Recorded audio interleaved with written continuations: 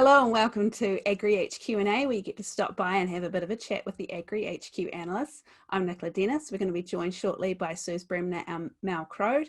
Real quickly before we start, I'm going to have our chat today is going to be on the prices in the Farmers Weekly and prime lambs and why we don't weigh them. So we'll just have a little bit of an intro on what we're actually talking about here. This is your Farmers Weekly. It turns up free in your letterbox if you're on rural delivery. If you're on rural delivery and you're not receiving this, you need to talk to your postie. But there's lots of good stuff at the front, but we're talking about 3 pages from the back. So 1, 2, 3. There's the AgriHQ market snapshot with the picture of all the analysts lined up on the top. And we've got the table down here with the slaughter price indicators. And we got a lot of questions about where those come from, why they don't match printed schedules. So we're going to discuss that. Now, this is our free data. There is, of course, better data that we produce or more complete data. And you can get that in our subscriptions to our reports. So if you want to go to agrihq.co.nz and get yourself sorted out, we'd be glad to have you on board. Okay, so where the prices on the Farmers Weekly come from and why. So where did that question come from? It pops up every now and then. People just email it through to Steph or someone, and then they're like, "Can you ring this person and explain where the Farmers Weekly prices come from?" And they're referring to prices in the graphs or in the highlight? What are they referring to? I think it's in the back markets page, the table prices that we have there. They come from me, basically. They come from me and Reese or Sarah. So we collect them as part of the Livestock Insight. But what you see there is just when we do the Livestock Insight, we ring the agents and we ring the meat companies and we take a weighted average.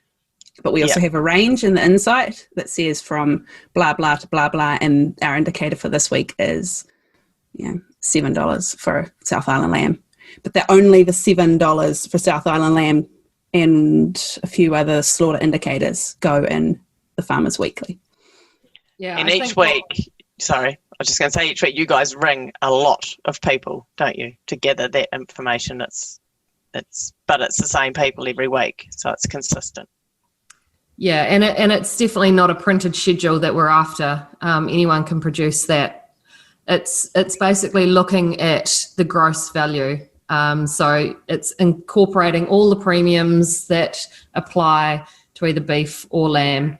And of course, like we say, it's not one set meat company's price. It's looking at the variables out there in any given week, and they are, often meat companies are all paying slightly different prices. So we take all that into account. I guess it's often a bit harder for the reader in the Farmers Weekly because they don't have all the supporting commentary that we produce in our Livestock Insight that backs up why those prices are where they're at.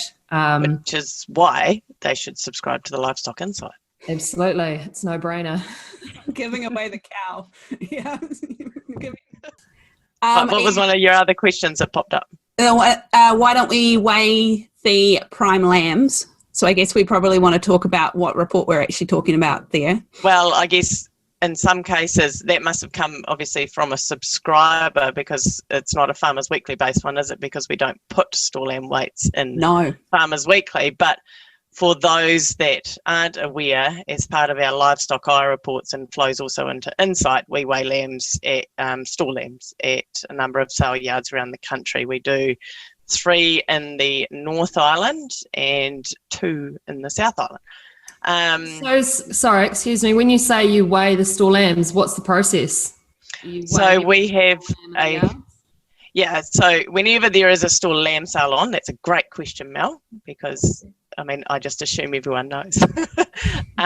We have a fantastic little portable weigh crate that Prattley made, and on that has got true test load bars underneath. So it's portable, we can move it around to each pen. At most of the yards, we will put 10 lambs into that weigh crate. and just take an indication weight of the line of lambs. We try and do as many lambs as we can at each sale, but obviously when the line sizes get down to 10s and 15s, we don't worry too much about them because they're not so much a market indicator. So that's how we do it. And the reason why we don't weigh the prime lambs, a number of those sales are held on different days.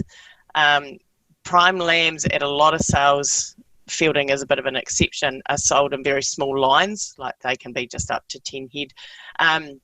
So we don't tend to target those sales quite so much because we don't have permission to go in there and weigh prime lambs at the moment. But a lot of the people that are buying those lambs, it tends to be the regular buyers each week, and they have a fair idea on what those lambs are weighing anyway. It's not quite like the store lambs where there's a lot more variance between the weights and that. It comes down to an efficiency thing. You guys sometimes put if they're heavy, they're light, they're very heavy. We do. So at Stortford Lodge, we estimate the weights because we've got staff down there who are comfortable. They've been in the industry a long time. They're comfortable estimating those weights, and we do put them in. Whereas at the likes of fielding, we will just put a condition in instead. Our focus is for lamb weights is definitely more on store lambs. More people are sort of probably interested in that information rather than the prime lamb weights. I'm not saying it's something we'll never do.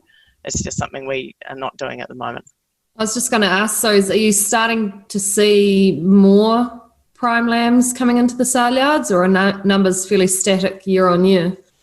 As in, what do you mean? Like in just volumes. Normal prime sales at the moment? No, just volumes. Are more people targeting those prime sales these days compared to previous years, or is it just the same? No, they're reasonably static each year with what's coming in, and a lot of what we see will be lambs that are wouldn't fit into the right grades, and when they go into the processors.